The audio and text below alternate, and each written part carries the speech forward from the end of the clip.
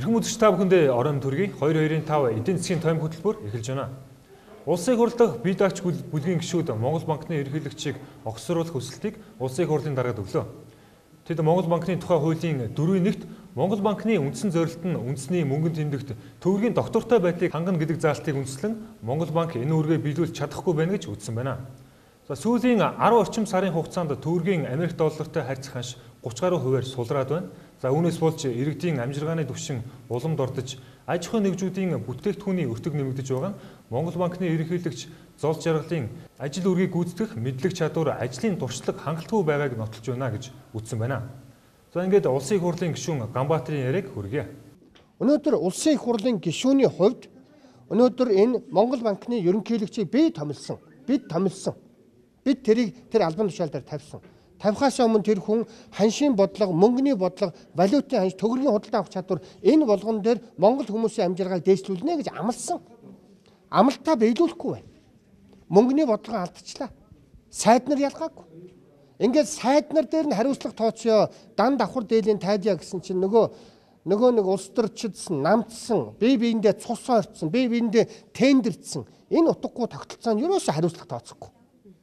Тэгвэл их хурл ядаж өнөөдөр өөрийнхөө бүтцийн байгууллага болох Монгол эрүүл мэндийн байдал болон хүндэтгэн үзэх бусад шалтгаанаар албан үүргээ цаашид гүйцэтгэх боломжгүй болсон гэж үзэн уг албан тушаалаас чөлөөлж өгөхийг хүссэн үүрэгт ажлаа хангалтгүй биелүүлсэн. Замун гэмт хэрэг үйлдэлснийг нь шүүх тогтоосон. Замун ашиг сонирхлын бусад зөрчил үүссэн зэрэг тохиолдолд улсын их хурл Монгол банкны ерөнхийлөгчийг үүрэгт ажлаас нь чөлөөлөх асуудлыг шийдвэрлэнэ гэж заасан байдаг юм аа. Иймээс улсын их хурл дахь бие даагч бүлгийн гишүүд Монгол банкны ерөнхийлөгч Зол Жаргалыг үүрэгт ажлаа хангалтгүй биелүүлсэн гэж үзэж байгаа гинэ. Гэхдээ бие даагч тиймийг санал гаргасан гэлээ бид санал гэж хүлээж аваа. Хүндэтгэлтэй саналд хандна. Харин бүгдээрээ бие даагч нар маань яах вөхөр одоо ажиллаа хий. Одоо болсон энэ улс орн чинь эдийн засгийн хүндрэлтэй үед очтгоо очсон. Одоо хэн ажил хийх вэ гэдгээ бодъё. Ажил хийхэд садаавлах үйлдэлүүдийг альч улс төрийн хүчин, альч их хурлын гишүүн битгий гаргаасаа гэж бид хүсэж байгаа. Энэ бол бидний хамгийн энэ дөрвний зорилго. Хэн нэгээ яллахд бол манайх түүхээрээ яллахад амархан ялж ирсэн, будаач унгаж ирсэн. Харин бид нар өнөөдөр харшооштой арчилсан нийгэмд амьдарч байгаагаар бахах хэрэгтэй. Тийм учраас Монгол банкнд хариуцлага тооцох тухай асуудал хизээч ороодохгүй.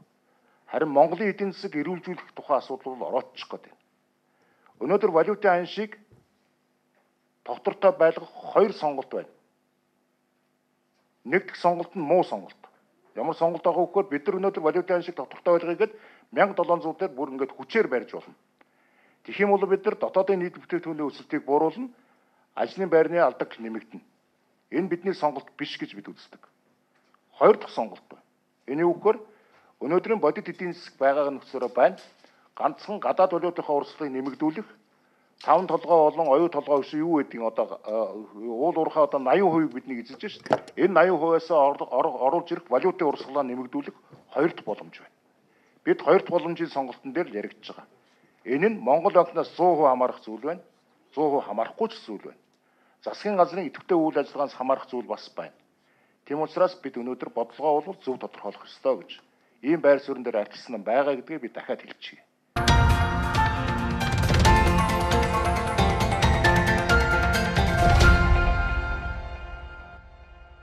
Үүнтэй холбогдуулан бид өнөөдрийнхөө хөтөлбөрөөр Монгол банкны ерөнхийлөгчийн сүүлийн жил хагасын хугацаанд хэрэгжүүлсэн бодлого эдийн засагт хэрхэн үр нөлөө үзүүлсэн талаар хөндлөнө.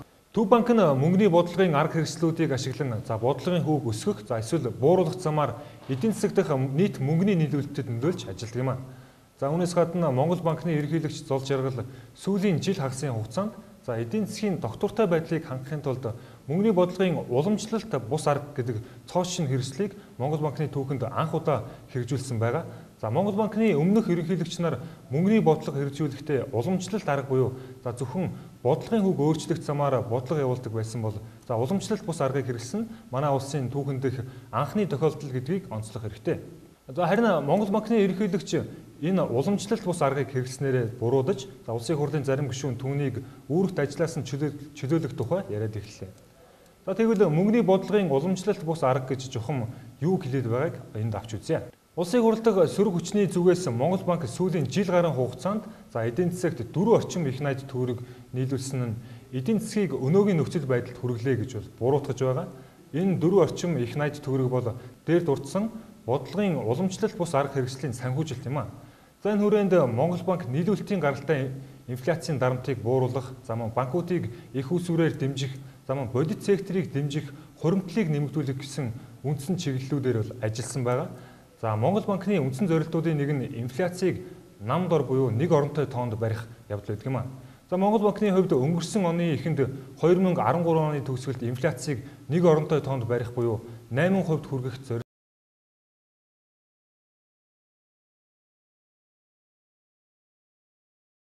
болон хүнсний барааны инфляцийг бууруулах зорилтыг хамгийн түрүүнд тавьсан байдаг юм а. Манай улс бол импортын орн. За хүнсний хэрэгцээнийхээ дийлэнхийг импортлдог манай улсад нийлүүлэлтийн зардлыг бууруулах нь ач холбогдолтой байсан. За тиймээс Монгол банк засгийн газартай хамтран нийлүүлэлтийн гаралтай инфляцийн эсрэг тэмцлийг замын үдээс эхэлж энэ бомтын ачаа эргэлтийг нэмэгдүүлэх арга хэмжээг бол зам тээврийн яамтай хамтран хэрэгжүүлсэн байдаг юм а. За энэ ажлын хүрээнд замын үд Улаанбаатарын чиглэлд хатуу зурмгийн галт тэрэг явуулж ачаа эргэлтийг бол нэлээд хэмжээгээр нэмэгдүүлсэн. За өмнө нь замын үд Улаанбаатарын хооронд тээвэрлэж буй бараа 2 хоног цаатдаг байсан бол хөтөлбөр хэрэгжснээс хойш замын үдээс явуулсан ачаа 22 цагийн дотор Улаанбаатарт ирдэг болсон ийм таатай мэдээ бол байгаа. Хүнсний бараанаас гадна барилгын цемент арматурын нийлүүлэлт мөн нэмэгдсэн гэдгийг энд бас хэлэх хэрэгтэй юм а. Ингээд үн докторжуулах хөтөлбөрийн хүрээнд инфляцийг нийлүүлэлтийн зардал зэрэг өвчин зүйлсийн нөлөөллийг арилгасан гэж бол үзэж болох юм. За зураг дээр та бүхэнд инфляцийн сагсанд орсон бүтээгдэхүүний жинг бол харуулж байна. 2008, 2009, 2012 онд махны үнийн өсөлт инфляцийн сагсны бараг 30-аас 40%-ийг бол эзэлж байсан. За мөн хүнсний барааны үнийн өсөлт 20 орчим хувийг, шатхууны үнийн өсөлт 5 орчим хувийн чин дарж байсан юм а. Тухайлбал 2010 оны инфляцийн түвшин 14.3% өсөлтийн бараг 30-аас 40%-ийг махны үнийн өсөлт эзэлж байлаа. За зураг дээр 2008, 2010, 2012 оны инфляцийн түвшин өндөр байгааг та бүхэн харж байгаах. За инфляцийн өсөлтийн шалтгаан нь төсвийн халамжийн нэмэгдэл байсныг мөн эндээс харж болно. Ингээд 2012 онд инфляцийн сагсанд 43.7% чин эзэлж байсан инфляц 2013 онд 10.5 болж буурсан байна. За мөн 2012 онд 20% чин дарж байсан хүнсний барааны инфляц 2014 онд мөн 14 болон буурсан байна. Энэ бол Монгол банкны хэрэгжүүлсэн үн докторжуулах хөтөлбөрийн үр дүн гэж ерөнхийд нь харж болно. Монгол банкнаас үн докторжуулах хөтөлбөр хэрэгжүүлж мах, гурил, шатхуун зэрэг барааны үнийн өсөлтийг бууруулснаар бага дундаж орлоготой иргэдэд очих инфляцийн ачаалал өнгөрсөн онд 2.2 дахин буурсан гэж дүгнэж байгаа. Инфляц 2012 онд бага дунд орлоготой иргэдэд 60 орчим хувиар нөлөөлж байсан бол энэ онд 27 хувиар нөлөөлж байна гэж судалгааг Монгол банкнаас танилцуулж байгаа юм. За мөн дундаж орлоготой иргэдэд 30-аас 40%-аар нөлөөлж байсан бол 2013 онд 14-өөс 18% нөлөөлөл үзүүлсэн байгааг Монгол банкнаас тайлбарлаж байгаа юм. Тэгвэл эдийн засгчид Монгол банкны үн докторжуулах хөтөлбөр хэр үр дүнтэй гэдэгт ямар байр суурьтай байгаа бол төв шатууны үнийн өсөлтөд доктортой барьж чадсан. За бусад үн докторжуулах хөтөлбөрүүдийн хүрээнд бол барьж чадаагүй, ялангуяа тэр барилгын материал, тэр төмөр зам, өргөн хэрэглээний бараа бүтээгдэхүүнийг докторжуулах, махных, зойрих гэл тэ. Эднэр бол үр дүнгүй өрөөсө чадсангүй. За өнөөдөр ихэд бол мах гэхэд 10,000 гараа явчлаа шүү дээ. Зах дээр ихэд 12,000 та байна.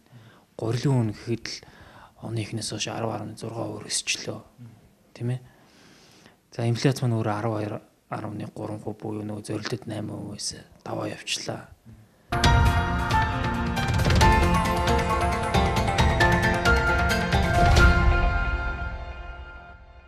Инфляцийн сагсыг задлж харуул шатхууны үн сүүлийн үед доктортой байна. Харин мах хүнсний бүтээгдэхүүний үн өссөн хэвээр байгааг статистик том мэдээлэлээс бол харж болно. За үндэсний статистикийн хорооноос мэдээлснээр хүнс, бараа, ундаа усны бүлгийн үн өмнөх оны мөн үеэс 9.8%-аар, оны эхнээс 9.4%-аар, өмнөх сараас 2.1%-аар нэмэгдсэн байна. За үүн дотроо махан бүтээгдэхүүний үн өмнөх оны мөн үеэс 16.4%-аар, мөн өмнөх сараас 2.7%-аар нэмэгдсэн байгааг харж болно. Харин барилгын материалын хувьд цемент, тоосго, ханийн цаас зэрэг барилгын материалын үн нэмэгдээгүй гэдэг нь бол сайн мэдээ. За энэ үн докторжуулах хөтөлбөрийн үр дүн гэж мөн харж болохоор байна. Монгол банкнаас үн тогтворжуулах хөтөлбөрийн хүрээнд нөөцийн мах бэлтгэх ажилд 2013 он буюу өнгөрсөн онд 87 тэрбум, за энэ онд 77 тэрбум төгрөг зарцуулсан. За өнгөрсөн жил Just Agro компани нөөцийн мах бэлтгэх ажлыг хариуцж байсан бол энэ жил нийслэл 2 компани 12 мянган тонн мах бэлтгээд байгаамаа. За өнгөрсөн 12 дугаар сараас одоо хүртэл нийт бэлтгэсэн махны ердөө тал хүрэхгүй хувийг борлуулсан байгаа нь бол иргэдэд нөөцийн мах худалдан авах сонирхол хэр байгааг бол харуулж байгаамаа.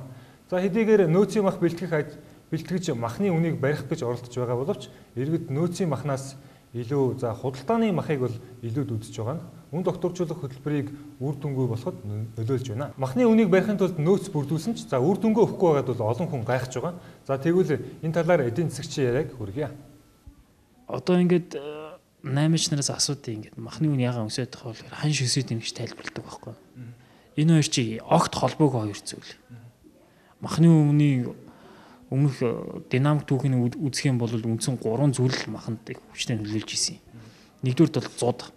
Яалтчгүй махны нийлүүлэлт томсож байгаа учраас ингээд хоёрдугаард нь бэлэн мөнгө тараалт байсан. 21 мянган төгрөг тийм ээ хүн болгон тэр байсан. За гурав дахь асуудал нь бол шатхууны үн байсан. Тэгэхээр одоогийн махны үний юу бол ханшинтай ямар ч холбоо байхгүй. Яг тэгвэл шатхууны үн маань өөрөө доктортой барьсан шүү дээ. Дээдл нэг 54-оор нэмэгдсэн баг тийм. Тиймээс жилийн туршид бол энийг доктортой барьж чадсан. За махан дээр бол нийлүүлэлтийн талын бол махны нөөцийг бол бүрдүүлэлтийг бол жоохон өмнөх жилээс жоохон дутуу байсан л дээ. Гэхдээ тэр бол хангалттай хэмжээнд бол байж чадгууц нөөц байсан. Гол нь яг хаана ямар алдаа гаргаад яагаад ингэж үн өсөд байгааг нь сайн бас ойлгож өгөхгүй л байна л да. Тэгэхээр энд бол янз бүрийн нөгөө хүмүүсийн хувийн эрх ашиг одоо юу гэдэг юм тийм ээ. Бүр ингээд сурцсан. Бүр үнийг өсгөөд ингээд сурцсан. Далимдуус сурцсан. Тийм л юм яваад байгаа шиг байна.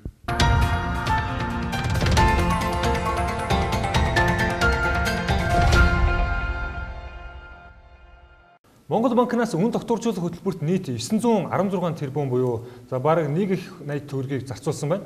Үүнээс шатхууны үнийг докторжуулахад 220 тэрбум, өргөн хэрэглээний импортын бараа бүтээгдэхүүний өртгийг бууруулахад 22 тэрбум, махны үнийг докторжуулахад 149 тэрбум, зойр барихад 100 тэрбум, гурилын үнийг докторжуулахад 49 тэрбум, барилгын салбарыг дэмжиж орон сууцны үнийг докторжуулах хөтөлбөрт 301 тэрбум, нүүрсний нөөц бүрдүүлэхэд 75 тэрбум, нийт одоо 910 тэрбум төгрөгийн зээлийг төсөл хэрэгжүүлэгч аж ахуйн нэгжүүдэд олгосон байна. Хамгийн гол нь энэ олгосон мөнгө иргэн төлөгдөх зээл гэдгийг санах хэрэгтэй. Өөрөөр хэлбэл энэ мөнгө Монгол банкнаас эдийн засгийг докторжуулах зам үн докторжуулах хүрээнд эдийн засагт нийлүүлэгдээд зорилгоо биелүүлсэний дараа эргээд иргэн төлөгдөх ийм мөнгө юм а. Өнгөрсөн 3 дугаар сарын 28-ны байдлаар энэ мөнгөний 260 тэрбум төгрөг буюу 28% нь иргэн төлөгдсөн байгааг Монгол банкнаас мэдээлсэн юм а. Тэгэхээр гадуур ярьж байгаа шиг үн докторжуулах хөтөлбөрт 1.80 төгрөг хий салхинд хийсчихээгүй гэдэг нь бол харагдаж байна. Үн докторжуулах хөтөлбөрийг ерөнхийд нь авч үзвэл төлс шатхуун, барилгын материалын үнээс бусад үнэ нь бол докторжоогүй өсөлттэй байгааг статистик мэдээлэлээс харж байна. Тиймээс үн докторжуулах хөтөлбөр үр дүнгээ өгсөн гэж хэлэхэд бол бас хэцүү юм а. Үүний дараагийн нэг хөтөлбөр нь банкуудыг их усүрээр дэмжсэн явдал байлаа. Манай улсын санхүүгийн системийн 95%-ийг банкны салбар дангаараа бүрдүүлж байгаа учраас банкуудыг их усүрээр дэмжих нь эдийн засагт шууд эерэг нөлөөтэй. Тийм учраас манай улсын гадаадын шууд хөрөнгө оруулалт буурсныг дагаад банкуудын цэвэр активын хэмжээ бас дагаад буурсан ийм дүр зураг бол сүүлийн үед харагдаж байгаа. Үүнийг дагаад дотоодын эдийн засагт мөнгөний нийлүүлэлт хумигдах аюул байсан гэж Төв банкнаас тайлбарлаж байгаа юм. Мэдээж хэрэг банкуд мөнгөгүй болчихвол иргэд бизнес эрхлэгчид, мөн үйлдвэрлэгчдэд өгөх зээлийн хэмжээ бол буурч, хугацаа богиносон хүү өсөх ийм хандлагатай болно. Тэгэхээр банкудад 900 орчим тэрбум төгрөгийг үе шаттайгаар байршуулсны зорилго нь иргэд аж ахуйн нэгжүүдийн үйл ажиллагааг дэмжихэд чиглэж байсан юм а. Тиймээс энэ хөтөлбөрийг олон эдийн засагч зөв зүйтэй ажиллуулсан гэж ерөнхийд нь дүгнэж хэлж байна. Үүний дараагийн нэг ажил нь орон сууцны санхүүжилтийн доктортой системийг бүрдүүлснээр эдийн засгийн дархлааг бий болгоход чиглэсэн ажил байлаа. Ер нь Монгол банкны ерөнхийлөгч Зол Жаргал эдийн засгийн доктортой байдлыг хангахын тулд өмнө нь хийж байгаагүй олон ажлыг бол өмнө нь хийж байгаагүй олон арга хэрэгслийг бол ашигласан. Үүний нэг нь орон сууцны ипотекийн зээлийн тогтолцоо байсан юм а. Монгол банк засгийн газартай хамтран орон сууцны ипотекийн зээлийн хөтөлбөрийг хэрэгжүүлээд одоо бараг жил гаруй хугацаа өнгөрч байна.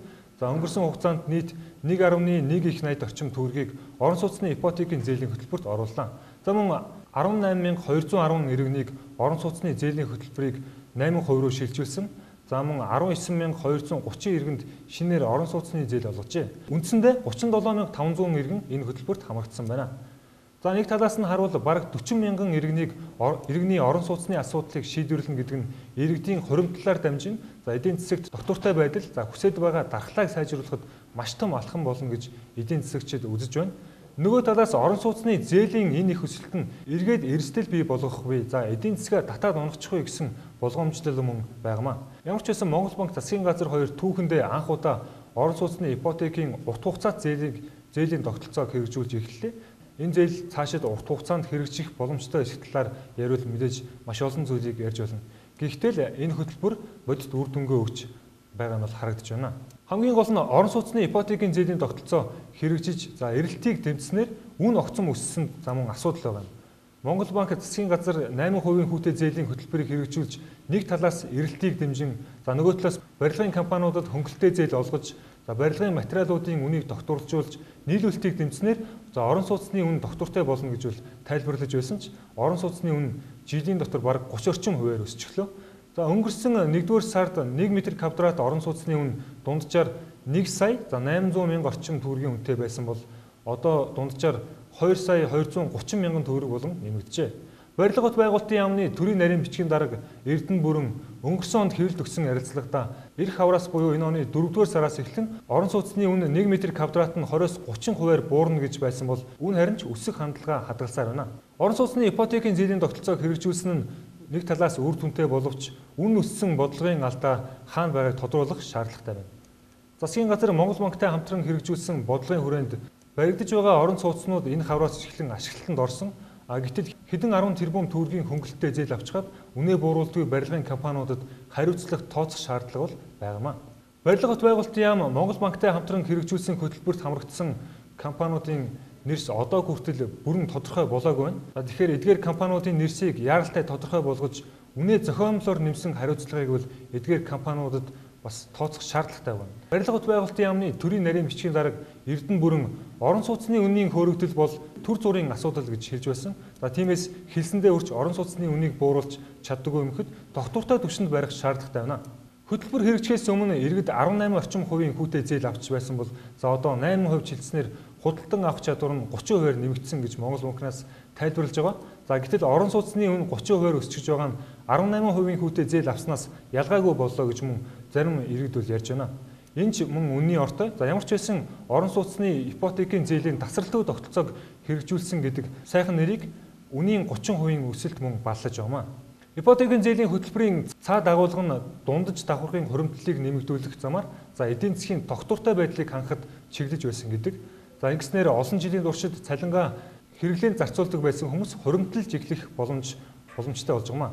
Хуримтлалтай дундаж давхарга бол эдийн засгийн доктортой байдалд хамгийн чухал гэдгийг золж яргал ерөнхийлөгч ипотекийн зээлийн тогтолцооны хөтөлбөрийн эхэнд бол ярьж байсан юм а.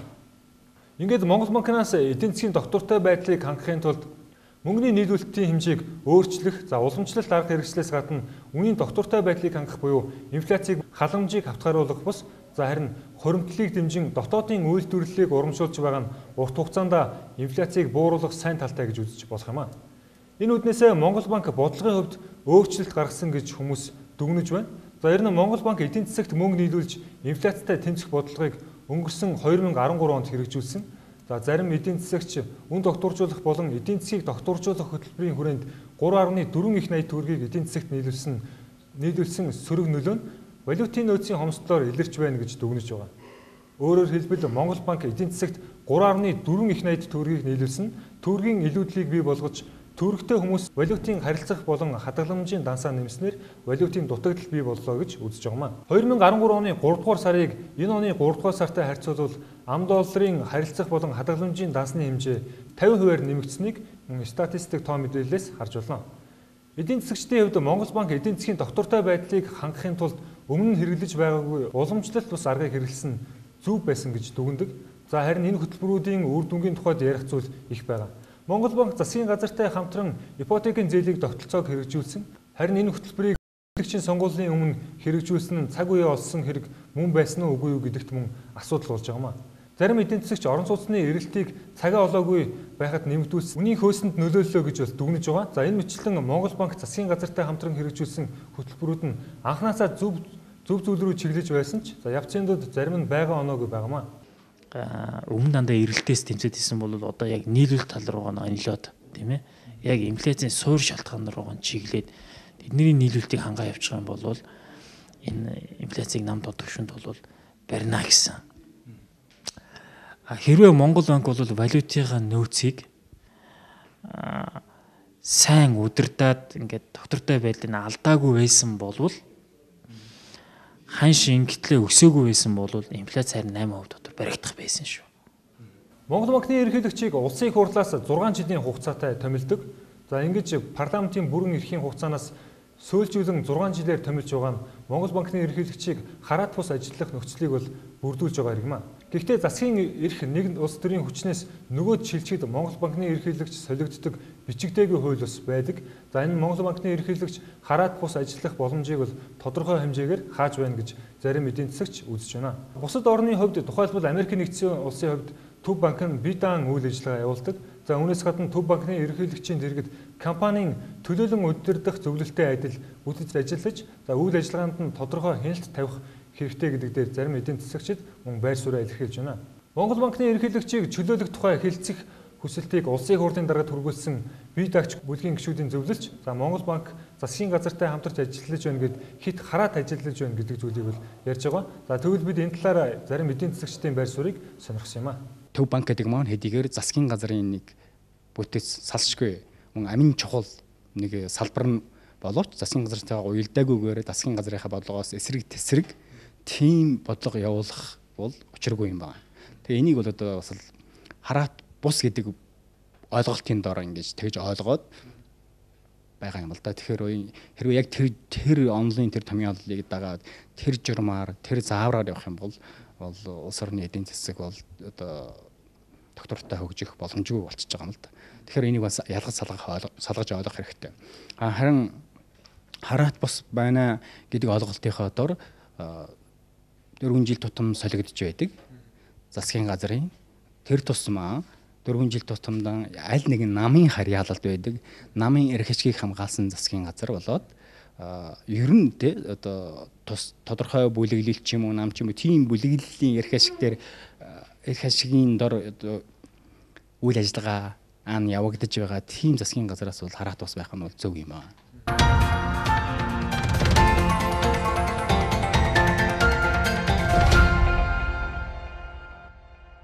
Монгол банк эдийн засгийг докторжуулахын тулд мөнгөний бодлогын цоошин арга хэрэгслийг бол ашиглалаа.